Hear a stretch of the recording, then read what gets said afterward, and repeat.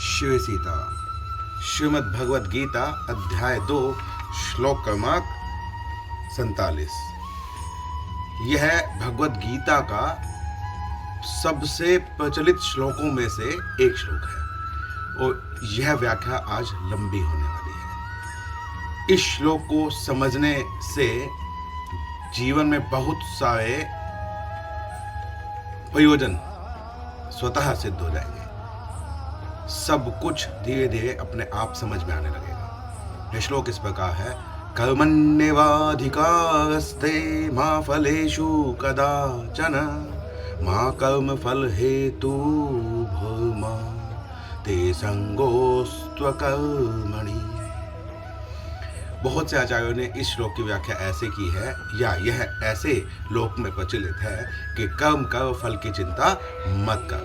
परंतु भगवान यहाँ पर ऐसा नहीं कह रहे हैं। भगवान कह रहे हैं कि तेरा सिर्फ कर्म करने में ही अधिकार है। अब अर्जुन यहाँ पर पूछता है कि मेरा कर्म करने में अधिकार क्यों है। यह बात इसलिए कही जाती है क्योंकि मनुष्य ही कर्म कर सकता है, मनुष्य के ही कर्म सृजित होते हैं, मनुष्य के कर्म भोगने लायक होते हैं। बाकी सब भोग योनि होती है और किसी भी योनि का कर्म करने में कोई अधिकार नहीं होता। इसीलिए यह बात भगवान ने कही। अब कहते हैं मां फलेषु कदाचन है, अर्थात फल में तेरा कभी भी अधिकार नहीं है। अब अर्जुन यहाँ पर कहते हैं कि मेरा फल में अधिकार क्यों नहीं है, तो भगवान कहते हैं कि फल में अधिकार इसलिए नहीं है कि यदि तुम कर्म करो और फल का अधिकार भी तुम्हारे हाथ में हो तो तुम इतना सा कर्म करके इतना फल भी तो मांग सकते हो। यह पात्रता देखने का कार्य तो मेरा है ना। यह तो मैं देखूंगा कि तुम्हें किसका फल देना है, कब देना है, कौन से जन्म में देना है, क्या तुम्हारे लिए सही है, क्या तुम्हारे लिए गलत है। तुम्हारे जो किए गए कर्म हैं उन कर्मों को देखने का अधिकार तो मुझे है। इसीलिए तो मैं दृष्टा हूँ, सृजन करता मैं हूँ, हालांकि अकर्ता हूँ क्योंकि मैं लिप्त नहीं होता, परंतु फिर भी ये सब व्यवस्था मेरी तो है। तो इसलिए भगवान कहते हैं कि तेरा कर्म करने में अधिकार है, फल में अधिकार नहीं है। तो अर्जुन फिर कहते हैं कि यदि मेरा कर्म करने में अधिकार है, फल में अधिकार नहीं है, तो फिर मैं कर्म क्यों करूं? जब मुझे फल मिल ही नहीं रहा तो मैं कर्म करूं क्यों? तो फिर यहाँ पर भगवान कहते हैं कि कर्म फल का हेतु मत बनो, अर्थात तुम ऐसे कर्म को इस तरीके से मत करो कि जिससे तुम उस फल को देखकर ही उस कर्म को कर रहे हो। यह सर्वथा अनुचित है। फिर तुम अगर इस तरीके से कर्म करोगे तो तुम्हें फल की ही चिंता रहेगी, फल ही तुम्हें चाहने रहेगा, और जब तुम्हें वो फल नहीं मिलेगा तब उस फल को ना मिलने के कारण तुम विचलित हो जाओगे और धर्म के मार्ग से भी तुम हट सकते हो। यह होता है। भगवान की परिक्रमा करने जाते हैं, कहीं बड़े बड़े तीर्थों पर जाते हैं, जब उनकी मनोवांछित मनोकामना पूर्ण नहीं होती तब वह धर्म का आश्रय भी छोड़ देते हैं, मत पंथ संप्रदायों को अपना लेते हैं। यह आपको लौकिक में देखने को मिलेगा। अब यह कहते हैं ते संगो स्वकर्मणि, अर्थात जो कर्म है उनको करने में भी तेरी आस्था खत्म ना हो जाए, क्योंकि तुम ये ना सोचने लगो कि यदि मुझे कर्म का फल मिल ही नहीं रहा है तो फिर मैं कर्म क्यों करूं। कर्म तो तुमको करना ही पड़ेगा, क्योंकि ये मनुष्य जन्म तुम्हें कर्म करने के लिए ही मिला है। गीता में भी इसके लिए बहुत प्रमाण मिलते हैं कि किसी भी क्षण मनुष्य कर्म किए बिना नहीं रह सकता, और हर क्षण उसके जो कर्म है वो संचित होते हैं। तो इसीलिए ऐसा तो हो ही नहीं सकता कि तुम कर्म ना करो, यह भी तुम्हारे अधिकार में नहीं है। अब कर्म किस प्रकार करने चाहिए, हालांकि यह अगले श्लोक में हमको देखने को मिलेगा। अगला श्लोक में यह श्लोक कंटिन्यू होता है, तो वहाँ पर बताया गया है कि कर्म किस प्रकार करना चाहिए। परंतु फिर भी हम एक छोटा सा एग्जाम्पल उदाहरण लेकर चलते हैं कि हमें कर्म किस प्रकार करना चाहिए। जैसे कि एक सेवक होता है, उस सेवक को जो राजा है या जो मालिक है, वह स्वामी है, वह उसको जैसा आदेश देता है वह उसी प्रकार से कार्य करता है। वह उस आदेश की अवहेलना यदि नहीं करता है तो वो जो राजा है, जो स्वामी है, वह उस सेवक से प्रसन्न रहेगा और जो सेवक है उस पर उस कार्य की लाभ और हानि का कोई दायित्व तो नहीं है, क्योंकि राजा ने कहा तुमको ऐसा करना है तो बस वो वैसा करेगा। जैसे कोई एक सैनिक होता है, जब राजा किसी दूसरे राजा से युद्ध करता है तो उस सैनिक की कोई भी दुश्मनी सामने वाली सेना से नहीं होती है, परंतु फिर भी वह वहां पर जाकर लड़ता है और मारता है या मर जाता है। तो इसीलिए वह सिर्फ अपने धर्म का पालन करता है और उसको स्वर्ग कम से कम नहीं तो मोक्ष की प्राप्ति भी हो सकती है, क्योंकि वह राजा के लिए अपना कार्य कर रहा था। अगर वो कर्म गलत था या वो कर्म सही था तो उसका फल राजा को मिलेगा, क्योंकि वह राजा के आदेश का पालन करने के लिए सेवक जो है वह बाध्य है, उसका वही स्वधर्म है। इसीलिए ऐसी बहुत सारी चीजें आपको देखने को मिलेंगी। जैसे कोई साधु आपके घर पर आता है, वह अपने किसी हेतु के लिए नहीं आया है। अगर हम साधु की बात करते हैं तो आजकल मांगने वालों की बात मैं नहीं कर रहा हूँ। जो साधु आपके घर पर आता है वह अलख जगाने के लिए आता है, वह धर्म की रक्षा करने के लिए आता है, वह तुम्हें उठाने के लिए आता है कि उठो, जानो धर्म है, तुम्हारा धर्म क्या है, तुम्हें क्या करना है, इस वजह से आता है।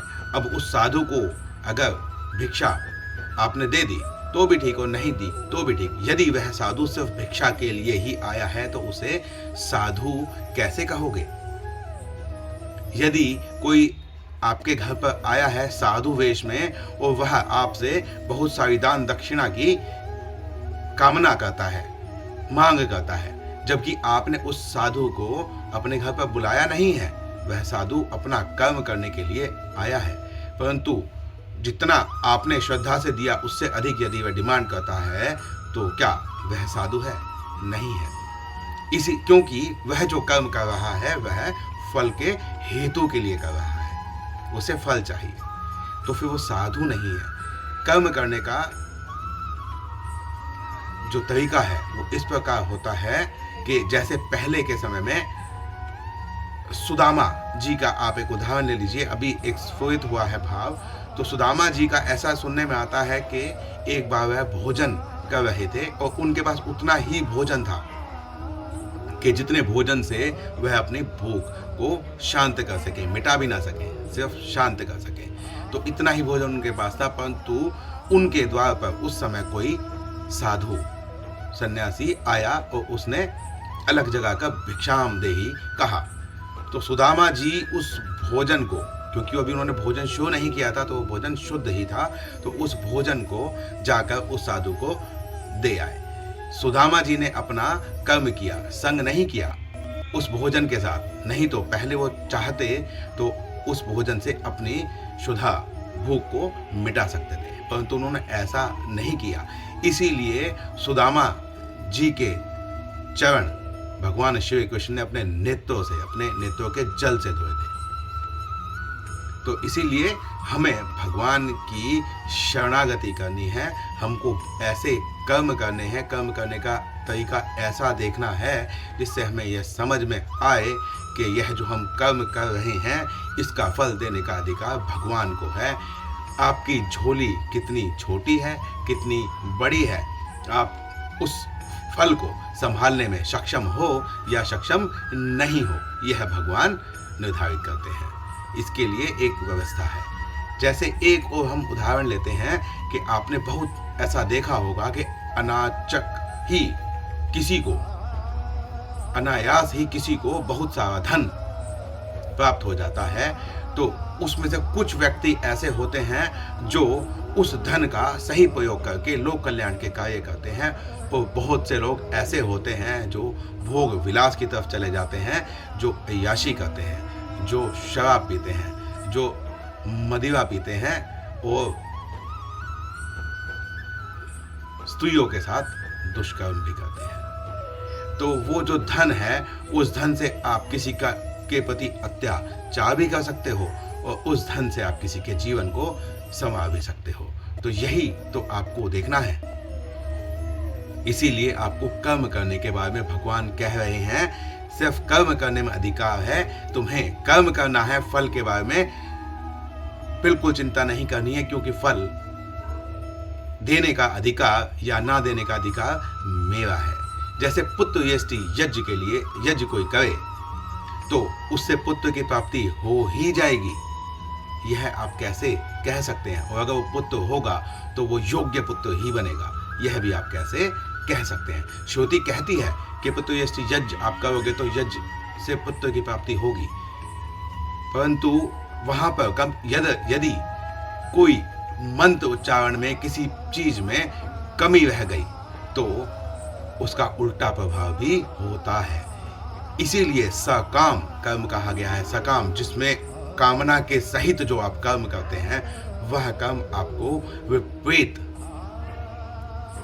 फल भी देता है। तो इसीलिए जब निष्काम कर्म किया जाएगा तो वह जो कर्म है वह फल देने वाला नहीं है, वह फल के लिए किया ही नहीं जाता। तो उससे विपरीत का तो प्रश्न ही खड़ा नहीं होता। इसीलिए कर्म करने के लिए निष्काम कर्म होते हैं। श्रुतियां में जो वेद हैं, जो श्रुतियां हैं, उसमें आपको सकाम और निष्काम कर्म दोनों मिलते हैं, क्योंकि वो आपको बताने के लिए है कि क्या क्या होता है, कैसे कैसे होता है। आप संपूर्ण वेद ना पढ़ें, वो सिर्फ वो श्रुति उठाएं जो श्रुति आपके काम की है, काम की से अर्थात जिससे आपकी कामना की पूर्ति हो रही है। सकाम कर्म वाली श्रुतियों से ही जो व्यक्ति मोहित हो जाता है वह निष्काम फल को कभी भी प्राप्त नहीं कर पाता, निष्काम कार्य वो कर ही नहीं पाएगा। इसीलिए ऐसा नहीं है कि श्रुति ने ये कहा है तो आप कहीं से एक श्रुति उठा लें और उसका कुछ और अर्थ निकालें। अगर आप संपूर्ण वेद को पढ़ेंगे तब आपको समझ में आएगा कि यह श्रुतियां क्यों कही गई हैं, इसका क्या कारण है। तो इसीलिए हमें कर्म करने में ही अधिकार रखना चाहिए, फलों में नहीं। गीता शास्त्र की इतनी महिमा क्यों है? क्यों हम कहते हैं कि गीता जो शास्त्र है वह शास्त्र शिरोमणि है? इसीलिए कहते हैं क्योंकि गीता शास्त्र को धर्म की स्थापना करने के लिए भगवान श्री कृष्ण ने कहा। उससे पहले भी तो हमारे पास वेद थे, उपनिषद थे, उससे पहले हमारे पास पुराण थे, धर्म भी था, लेकिन पुनर्स्थापना करने के लिए भगवान ने गीता ही क्यों कही? क्योंकि कलयुग में गीता पढ़ने के लिए कोई बाध्यता नहीं है। कोई भी वर्ण का व्यक्ति, नीच से नीच, उच्च से उच्च, साधनों से परिपूर्ण या साधनों के बिना, गुरु मिल पाए तो भी ठीक और ना मिल पाए तो भी ठीक, भगवान श्री कृष्ण को गुरु मानकर इस गीता को श्रद्धा भाव से पढ़ो। यह गीता आपको बहुत शिक्षा देने वाली है। तो इसीलिए गीता को शास्त्र शिरोमणि कहा गया है, क्योंकि जितने भी उपनिषद वेद ग्रंथ हैं उन सब का सार रूप निचोड़कर एक गाय, आप अगर वेदों को माने, श्रुतियों को अगर आप गाय माने, तो जो श्री कृष्ण है वो उसको दोहने वाले ग्वाले हैं, और जो दुग्ध रूपित अमृत निकल रहा है वह गीता का ज्ञान है, और अर्जुन वहां पर उस दुग्ध को पीने वाला बछड़ा है। और हम अर्जुन की ही परंपरा का सहारा लेकर अर्जुन की तरह ही शरणागति करके, जैसा भगवान ने कहा वैसे कर्म करके, जो भगवान ने कहा बस वही मानकर यदि हम करें तो यह गीता हमारा भी उद्धार कर देगी। शास्त्र छोटे बड़े नहीं होते हैं। हम गीता को वेदों को छोड़कर सिर्फ गीता का ही आश्रय ले, ऐसा नहीं है। लेकिन यदि गीता का भी आश्रय ले लिया जाए, क्योंकि यह एक बहुत विस्तृत शास्त्र नहीं है, सब लोग इसको पढ़ सकते हैं, सबकी इसमें श्रद्धा हो सकती है, सबके प्रश्नों का उत्तर यहाँ से मिल सकता है। तो जो कम धार्मिक व्यक्ति हैं, जो नास्तिक व्यक्ति हैं, वह भी इससे लाभ ले सकते हैं। तो इसीलिए यह शास्त्र शिरोमणि पूर्ण ग्रंथ कहा गया है, क्योंकि यह भगवान की वाणी है। भगवान ने एक संग्रह करके सब जगह से जो लोक कल्याण के लिए, जो जीव के कल्याण के लिए जितनी भी बातें हो सकती थी, वो इस गीता शास्त्र में कह दी है। इसलिए गीता शास्त्र की महिमा बहुत बड़ी है। जीवन में गीता की शिक्षाओं को यदि हमने ग्रहण कर लिया तो हम बहुत ऊपर तक अपने जीवन को उच्चतम अवस्था तक, परम अवस्था तक ले जा सकते हैं। मिलते हैं अगले श्लोक में, अगले वीडियो में। श्री सीताराम।